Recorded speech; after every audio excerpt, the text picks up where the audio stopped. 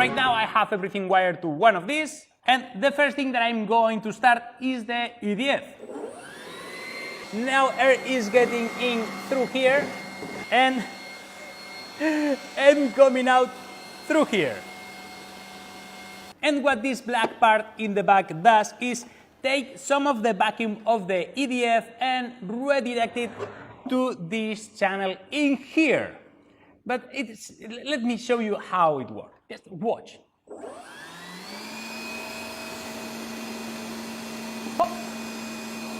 And there is a secondary motor that turns the wheel that you have seen me put inside this section here.